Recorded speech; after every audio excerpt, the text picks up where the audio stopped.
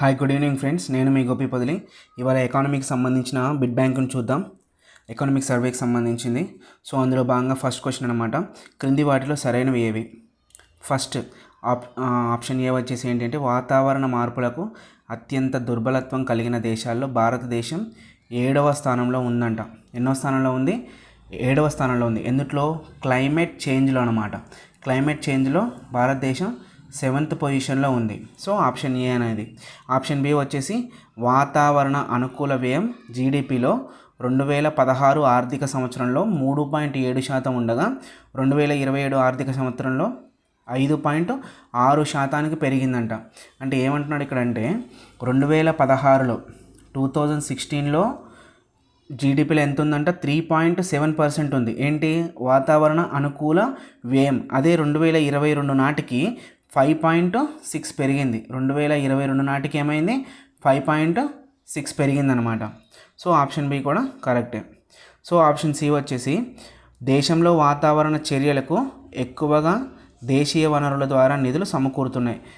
అవును, ఎందుకు అంటే ఎప్పుడైనా సరే దేశంలోని వాతావరణ చర్యలైనా సరే, లేకపోతే దేశంలోని అభివృద్ధి కార్యక్రమాలైనా సరే, దేశీయ వనరుల ద్వారా నిధులు సమకూర్చడం వల్ల ఏమవుతుందంటే దేశం యొక్క సార్వభౌమాధికారం అనేది పెరుగుతుంది. సో ఆప్షన్ 1కి ఆన్సర్ ఏంటి అంటే ఏబిసి అనమాట. సో ఒకసారి కనుక ఇక్కడ చూసుకుంటే, వాతావరణ మార్పులు అంటే క్లైమేట్ చేంజ్లో ఏమో 7th పొజిషన్లో ఉంది. ఇక్కడ క్లైమేట్ చేంజ్ వేరు, అదేవిధంగా ఎయిర్ క్వాలిటీ ఇండెక్స్ వేరు అనమాట. ఐక్యూ ఎయిర్ వాళ్ళు రిలీజ్ చేసేటువంటి ఇండెక్స్లో భారతదేశం ఎన్నో ప్లేస్లో ఉంది అంటే 5th ప్లేస్లో ఉంది. ఐక్యూ ఎయిర్ ఇండెక్స్లో ఏమో భారతదేశం 5th ప్లేస్లో ఉంటే, అదే క్లైమేట్ చేంజ్లో మాత్రానికి భారతదేశం 7th పొజిషన్లో ఉందన్నమాట. ఇది గుర్తుపెట్టుకోండి. ఐక్యూ ఎయిర్ ఇండెక్స్లో ఏమో 5th పొజిషన్లో ఉంది, అదే క్లైమేట్ చేంజ్లో ఏమో 7th పొజిషన్లో ఉంది భారతదేశం. సో ఫస్ట్ క్వశ్చన్కి వచ్చేసి ఆన్సర్ ఏబిసి ఈజ్ కరెక్ట్ అనమాట. సెకండ్ క్వశ్చన్ కనుక చూసుకుంటే ఒకసారి, ఉద్యానవన పంటలకు సంబంధించింది. క్వశ్చన్కి సంబంధించింది ఉద్యానవన పంటలకి సంబంధించింది. దేశంలో ఉద్యానవన పంటలకు సంబంధించి సరైనవి. ఆర్థిక సర్వే ప్రకారం 2023-24 ఆర్థిక సంవత్సరంలో మొత్తం ద్రాక్ష ఉత్పత్తిలో, అంటే ద్రాక్ష ఉత్పత్తిని కనుక తీసుకుంటే 67% పైగా మహారాష్ట్ర నుంచే లభిస్తుంది. అంటే ఇక్కడ క్వశ్చన్ ఎలా అడుగుతాడంటే, ద్రాక్ష ఉత్పత్తిలో అత్యధికంగా ఉత్పత్తి చేస్తున్న రాష్ట్రం ఏంటంటే మహారాష్ట్ర అనమాట. So option A correct. Option B వచ్చేసి, ద్రాక్ష నాణ్యతను నిర్ధారించుకోవడానికి రైతులు రియల్ టైం మానిటరింగ్ సిస్టమ్ వంటి అధునాతన సాంకేతికతను ఉపయోగిస్తున్నారు. అంటే ఏంటి ఇక్కడ అంటే, ద్రాక్ష పంట ఏదైతే ఉందో దాని యొక్క నాణ్యతను నిర్ధారించడానికి ఉపయోగించే సాంకేతికత అని అడుగుతాడు. అలా కూడా అడగవచ్చు క్వశ్చన్. అంటే ద్రాక్ష పంట యొక్క నాణ్యతను నిర్ధారించడానికి ఉపయోగించే సాంకేతికత ఏంటి అంటే రియల్ టైం మానిటరింగ్ సిస్టమ్ అనమాట. ఏమంటాం అది? Real time monitoring system, RMS. Real time monitoring సిస్టమ్ని దేనికి యూజ్ చేస్తామంటే ద్రాక్ష పంట యొక్క నాణ్యతను కొలవడానికి ఉపయోగిస్తాం అనమాట. సో ఆప్షన్ బి కూడా కరెక్టే. సో ఏ కరెక్ట్, ఆప్షన్ బి కూడా కరెక్టే. సో ఆప్షన్ 1 అనమాట.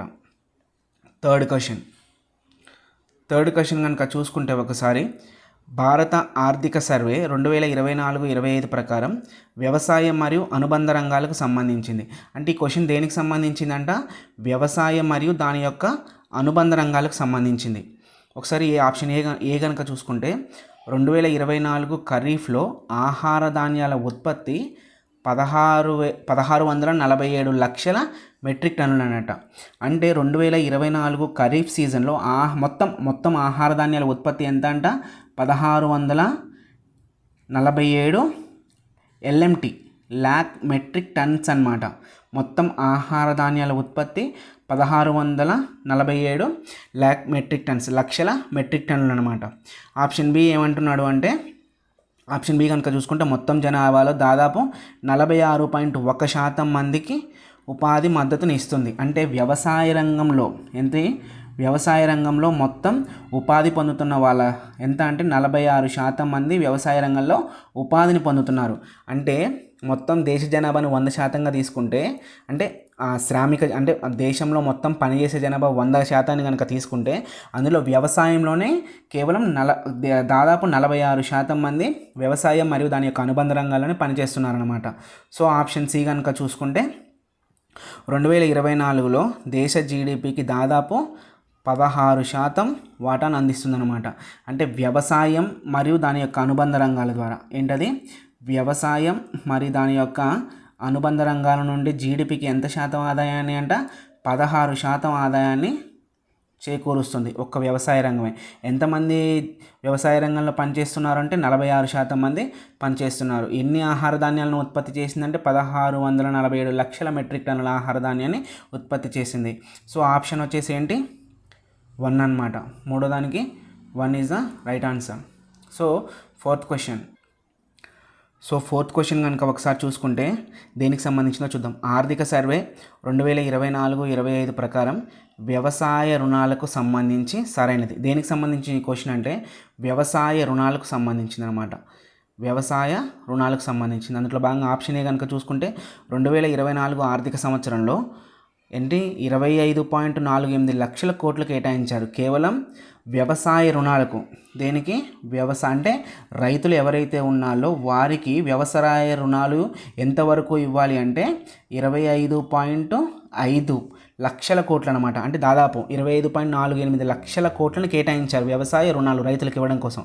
ఆప్షన్ బి వచ్చేసి 1950లో సంస్థాగతేతర రుణాలు 90% ఉండగా 2022 నాటికి 25%కి తగ్గాయి. ఒకసారి ఇక్కడ మనం ఈ అంశాన్ని కనుక చూసుకుంటే సంస్థాగతేతర రుణాలు అంటున్నాడు. అసలు ఏంటి రుణాలు అనేవి 2 రకాలు అనమాట. ఫస్ట్ ఆఫ్ ఆల్ కనుక చూసుకుంటే 2 రకాలు. ఒకటి ఏంటి అంటే సంస్థాగత రుణాలు, ఇంకొకటి ఏంటి అంటే సంస్థేతర రుణాలు. అంటే సంస్థాగతేతర రుణాలు అనమాట. అంటే ఏంటి ఇక్కడ అంటే సంస్థాగత రుణాలు అంటే ఏంటి అంటే బ్యాంకుల ద్వారా, వేటి ద్వారా బ్యాంకుల ద్వారా కానీ విత్త సంస్థలు అనమాట. బ్యాంకుల ద్వారా కానీ విత్త సంస్థల ద్వారా కానీ తీసుకునేటువంటి రుణాలను ఏమంటామంటే మనం సంస్థాగత రుణాలు అని అంటాం.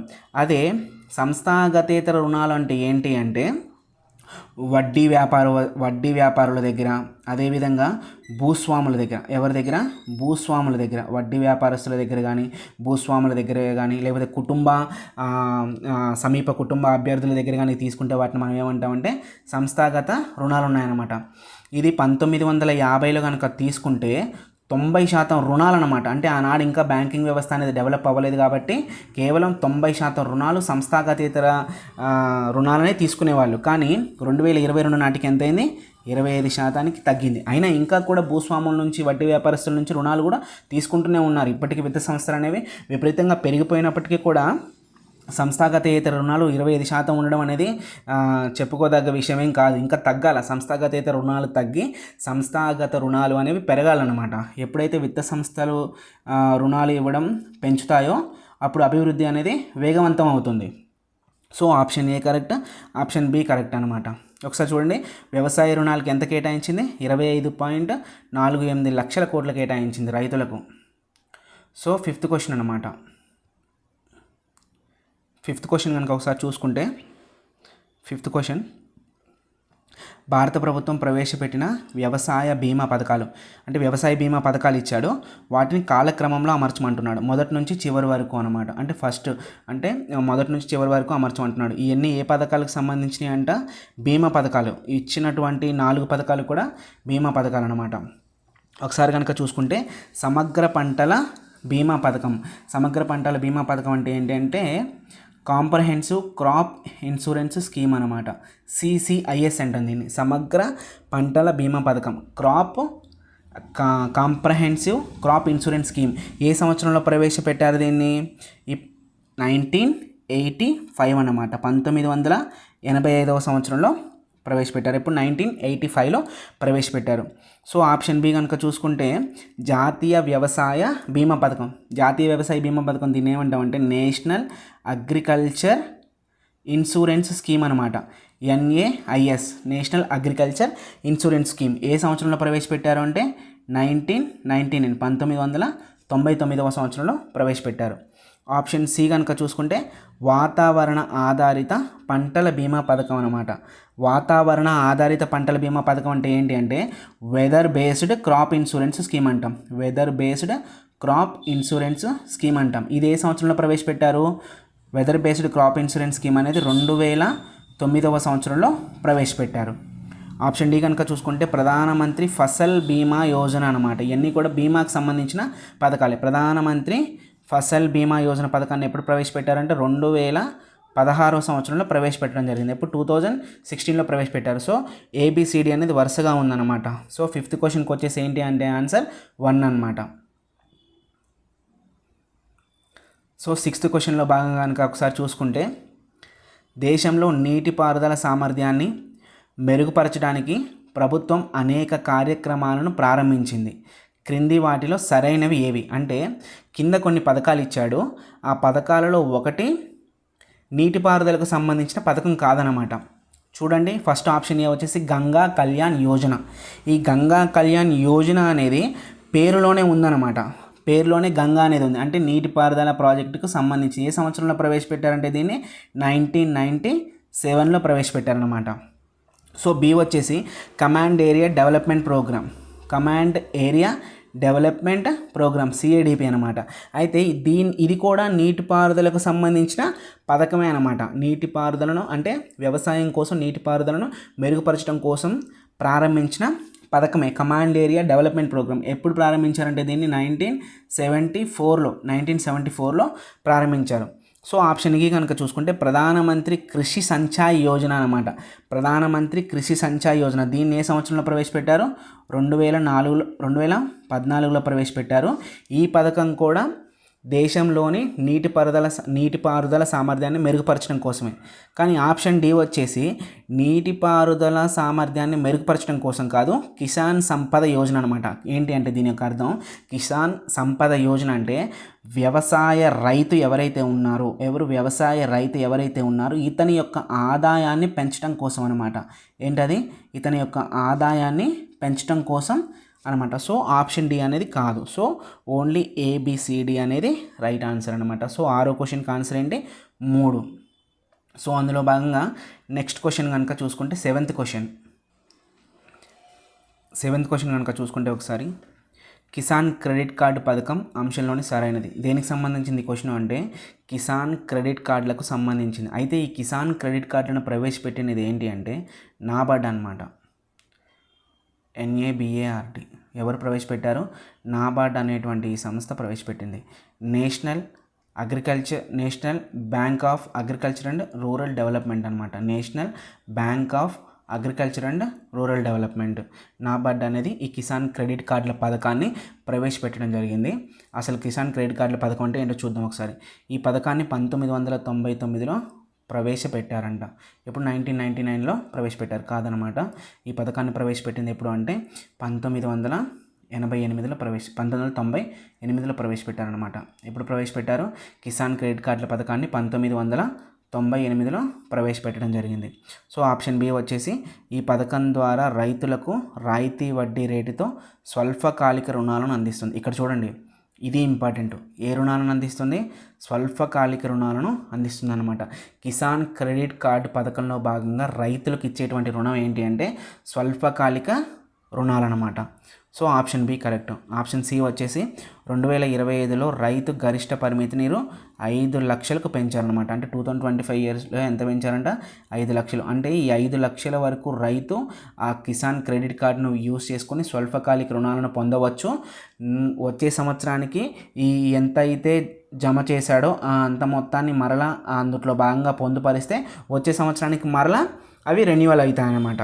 సో కిసాన్ క్రెడిట్ కార్డుల పథకానికి సంబంధించిందనమాట.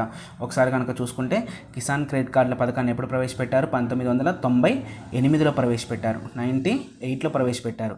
ఈ పథకం ద్వారా రైతులకు రాయితీ వడ్డీ రేటుతో స్వల్పకాలిక రుణాలని అందిస్తున్నారు. 2025లో రుణ గరిష్ట పరిమితిని ఎంత పెంచారనమాట? 5 లక్షలకు పెంచారు. ఎంత? 5 లక్షలకు పెంచారు. సో ఆప్షన్ 2 అనేది కరెక్ట్ అనమాట. So 8th question eighth question కనుక చూసుకుంటే రీసెంట్గా వచ్చినటువంటి నివేదిక అనమాట. ఈ నివేదిక ఏంటి అంటే నేషనల్ క్రైమ్ రికార్డ్స్ బ్యూరో అనమాట. ఏంటది నేషనల్ క్రైమ్ రికార్డ్స్ బ్యూరో 2025లో విడుదల చేశారు. ఏ సంవత్సరానికి సంబంధించిన నివేదిక అంటే 2023కి సంబంధించిన నివేదిక అనమాట. 2023కి సంబంధించిన నివేదికను ఎప్పుడు ప్రవేశపెట్టారు? 2025లో రీసెంట్గా ప్రవేశపెట్టడం జరిగింది. అందులో ఏమడుగుతున్నాడు? రైతుల ఆత్మహత్యలకు సంబంధించి సరైనది ఏది అంటున్నాడు. ఆప్షన్ ఏ కనుక చూసుకుంటే 2023లో దేశవ్యాప్తంగా 10,786 మంది రైతులు ఆత్మహత్య చేసుకున్నారంట. అంటే ఎంతమంది? 10,786 మంది రైతులు ఆత్మహత్య చేసుకున్నారు. ఎక్కడ? దేశం మొత్తం మీద. ఆప్షన్ బి కనుక చూసుకుంటే రైతు ఆత్మహత్యల్లో మహారాష్ట్ర తొలి స్థానంలో ఉందన్నమాట. మొదటి స్థానంలో ఉన్న రాష్ట్రం ఏంటి అంటే మహారాష్ట్ర. చాలా ఇంపార్టెంట్. అంటే ఎలా అడుగుతాడంటే క్వశ్చన్ ఇక్కడ, ఇటీవల విడుదల చేసినటువంటి నేషనల్ క్రైమ్ రికార్డ్స్ బ్యూరో యొక్క నివేదికలో రైతుల యొక్క ఆత్మహత్యల్లో మొదటి స్థానంలో ఉన్నటువంటి రాష్ట్రం ఏంటి అంటాడు. ఏంటది? మహారాష్ట్ర. మరి తెలంగాణ ఏ స్థానంలో ఉంది అంటే తెలంగాణ 14వ స్థానంలో ఉంది అనమాట. తెలంగాణ 14వ స్థానంలో ఉంది. సో ఆప్షన్ సి కనుక చూసుకుంటే 11 రాష్ట్రాల్లో 3 కేంద్రపాలిత ప్రాంతాల్లో రైతు ఆత్మహత్యలు జరగలేదన్నమాట. అంటే మొత్తం 28 రాష్ట్రాలు 8 కేంద్రపాలిత ప్రాంతాలు ఉంటే 11 రాష్ట్రాల్లో మరియు అదేవిధంగా అసలు 3 కేంద్రపాలిత ప్రాంతాల్లో అసలు రైతుల యొక్క ఆత్మహత్యలు జరగనే లేదట. సో 8వ క్వశ్చన్కి ఏంటి? ఏబిసి అనేది రైట్ ఆన్సర్ అనమాట. ఒకసారి కనుక మీరు చూసుకుంటే ఈ రిపోర్ట్ అనేది చాలా ఇంపార్టెంట్. ఇక్కడ నేను చెప్పింది రైతుల యొక్క ఆత్మహత్యల గురించే చెప్పడం జరిగింది ఈ రిపోర్ట్లో ఇంకా చాలా అంశాలు ఉంటాయన్నమాట. గృహ సంబంధిత హత్యలు ఏ రాష్ట్రాల్లో ఎక్కువ జరుగుతున్నాయి, కానీ రైతుల ఆత్మహత్యలు అనేది ఇక్కడ చాలా ఇంపార్టెంట్ కాబట్టి ఈ అంశాన్ని ఇక్కడ తీసుకోవడం జరిగిందనమాట. So next question 9th question అనమాట. 9th క్వశ్చన్ కనుక తీసుకుంటే గృహ వినియోగ వ్యయ సర్వే 2023-24కు సంబంధించింది. గృహ వినియోగ వ్యయం అంటే ఏంటి అంటే monthly per capita consumption expenditure అనమాట. దీని ఏమంటామంటే మనం ఇంగ్లీష్లో ఎంపీసీఈ అంటాం. ఎంపీసీఈ అంటే ఏంటంటే నెలసరి తలసరి వినియోగ వ్యయం, monthly per capita consumption expenditure అని అంటాం. ఎంపీసీఈకి సంబంధించిన సర్వే అనమాట ఇది. ఈ ఎంపీసీకి సంబంధించిన సర్వేలో ఏంటి అంటే గ్రామీణ ప్రాంతంలో, గ్రామీణ ప్రాంతంలో ఎంత సగటు నెలసరి తలసరి వ్యయం అంటే ఎంత అంట? గ్రామీణ ప్రాంతంలో ఎంపీసీ ఎంత అంట? 4,122 అనమాట. అంటే ఏంటి అంటే గ్రామీణ ప్రాంతంలోని ఒక కుటుంబం నెలకు చేసేటువంటి వ్యయం ఎంత అంట? 4,122 రూపాయలు. అదే పట్టణ ప్రాంతాలు ఎంపీసీ అంటే monthly per capita consumption expenditure అనమాట. అంటే ఒక వ్యక్తి నెలలో తాను చేసేటువంటి వ్యయం అనమాట. గ్రామీణ ప్రాంతాల్లో ఎంత చేస్తున్నాడో 4,122 రూపాయలు చేస్తుంటే పట్టణ ప్రాంతంలో నెల సగటు తలసరి వ్యయం ఎంత అంటే 6,996 రూపాయలు అనమాట. 6,996 రూపాయలు. ఇది ఎలా గుర్తుపెట్టుకోవాలో చూడండి. గ్రామీణ ప్రాంతానికి పట్టణ ప్రాంతానికి ఎంత తేడా ఉందో ఒకసారి కనుక చూసుకుంటే దీన్ని మొత్తానికి 7,000గా తీసుకుంటే ఎంత తేడా ఉంటుంది? దాదాపు 3,000 రూపాయలు గ్రామీణ ప్రాంతానికి పట్టణ ప్రాంతానికి ఎంపీసీ మధ్య వ్యత్యాసం ఉందనేసి చెప్పొచ్చు అనమాట. సో ఈ నివేదికను ప్రకటిస్తున్న మంత్రిత్వ శాఖ ఏంటంటే ministry of statistics and programme implementation అనమాట. దీన్ని ఏమంటామంటే మనం MOSPI అంటాం అనమాట. MOSPI. MOSPI అంటే ఏంటి అంటే ministry of statistics and programme implementation వారు ఈ గృహ వినియోగ వ్యయానికి సంబంధించినటువంటి నివేదికను, ఇంకొక పేరేంటి దీనికి? MPCE అనమాట. Monthly per capita consumption expenditure. ఈ నివేదికను ఎవరు ఇస్తారు అంటే MOSPI వారు ఇస్తారు. ఈ MOSPI వారి ప్రకారం గ్రామీణ ప్రాంతంలో ఎంపీసీ ఎంత ఉంది? 4,122 రూపాయలు. అదేవిధంగా పట్టణ ప్రాంతంలో ఎంత ఉంది ఎంపీసీ అంటే 6,996 రూపాయలు ఉందన్నమాట. చూడండి, చాలా ఇంపార్టెంట్ క్వశ్చన్ ఇది, అందుకోసమని ఇన్నిసార్లు చెప్పడం జరుగుతుందన్నమాట. సో నెక్స్ట్ క్వశ్చన్, చివరి క్వశ్చన్ అనమాట, 10th క్వశ్చన్. MGNREGS పథకం గురించి సరైనవి గుర్తించండి అనమాట. Mahatma Gandhi national rural employment guarantee scheme అనమాట. MGNREGS స్కీమ్ ఎప్పుడు ప్రవేశపెట్టారంటే దీన్ని 2005 సంవత్సరంలో ప్రవేశపెట్టడం జరిగింది. యాక్ట్ అనమాట ఇది. యాక్ట్ చట్టం అనమాట. ఒక పథకానికి భారతదేశంలోనే మొట్టమొదటగా ఒక పథకాన్ని చట్టంగా మార్చినటువంటి పథకం ఏంటి అంటే ఇదే అనమాట. ఈ పథకానికి తప్ప చట్టబద్ధమైన పథకం ఇంకా ఏది లేదనమాట. MGNREGS 2005లో ప్రవేశపెట్టడం జరిగింది. మరి దీన్ని అమలు ఎప్పుడు చేశారు అంటే 2006 సంవత్సరంలో అమలు చేయడం జరిగిందనమాట. సో ఒకసారి కనుక 10th క్వశ్చన్లో కనుక చూస్తే ఈ పథకం చట్టాన్ని 2005లో ఎప్పుడు 2005లో చేశారనమాట. ఆప్షన్ ఏ కరెక్టే. ఆప్షన్ బి, ఈ పథకం అమల్లోకి వచ్చిన సంవత్సరం ఎప్పుడంటే 2006 ఎప్పుడు ఏప్రిల్ 1 అనమాట. ఏప్రిల్ 1వ తారీఖున. ఆర్థిక సంవత్సరం అప్పుడే మొదలైంది కదా, ఆ సంవత్సరం నుంచి ప్రారంభించారు. 2006 ఏప్రిల్ 1 నుంచి MGNREGS పథకంను అమలు చేయడం ప్రారంభించారనమాట. ఆప్షన్ సి వచ్చేసి ఈ పథకాన్ని ప్రారంభించిన ప్రధాని ఎవరు? మన్మోహన్ సింగ్ అనమాట. మన్మోహన్ సింగ్ గారు ఎప్పుడు ఉన్నారు యూపీఏ గవర్నమెంట్లో? ఎప్పటి నుంచి ఎప్పటి వరకు ఉన్నారంట?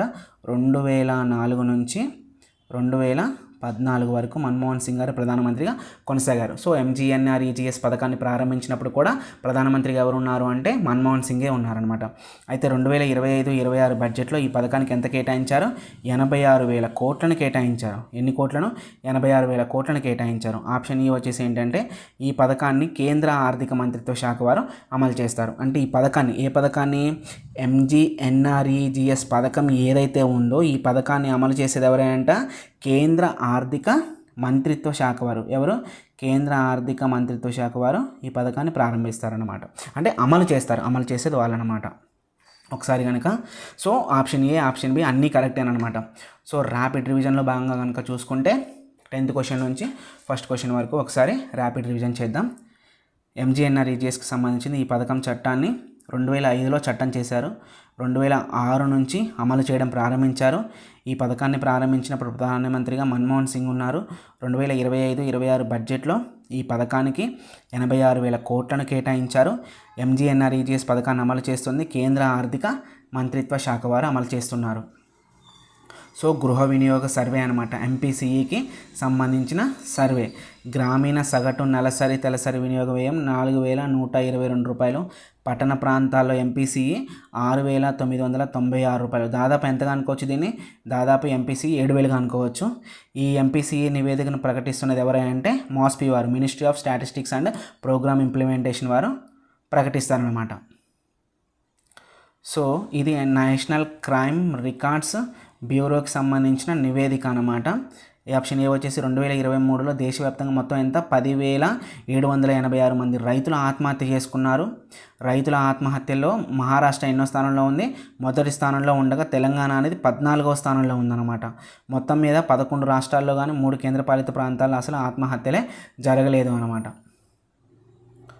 So question number 7, Kisan credit card పథకం అనమాట. దీన్ని ప్రారంభించింది ఎవరంటే నాబార్డు వారు కిసాన్ క్రెడిట్ కార్డు పథకాన్ని ప్రారంభించారు. ఎప్పుడు ప్రారంభించారంటే 1998వ సంవత్సరంలో ప్రారంభించారు. ఈ పథకం ద్వారా రైతులకు రాయితీ వడ్డీతో స్వల్పకాలిక రుణాలు, ఏ కాలిక చూడండి ఇక్కడ కిసాన్ క్రెడిట్ కార్డుల పథకంగా స్వల్పకాలిక రుణాలను అందజేస్తారు. 2025లో కిసాన్ క్రెడిట్ కార్డులో భాగంగా గరిష్ట రుణ పరిమితి ఎంత?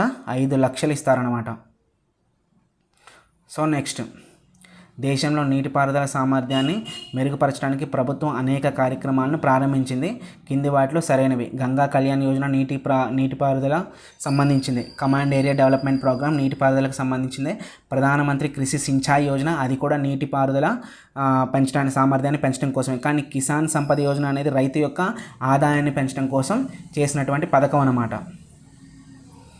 సో భారత ప్రభుత్వం ప్రవేశపెట్టిన వ్యవసాయ బీమా పథకాలు ప్రారంభ కాలాన్ని అమర్చనంటున్నాడు. సమగ్ర పంటల బీమా పథకం, జాతీయ వ్యవసాయ బీమా పథకం, వాతావరణ ఆధారిత పంటల బీమా పథకం, ప్రధానమంత్రి ఫసల్ బీమా యోజన బీమా పథకం 2016 అనమాట. ఇది సమగ్ర పంటల బీమా పథకం వచ్చేసి 1985 అనమాట, 1985.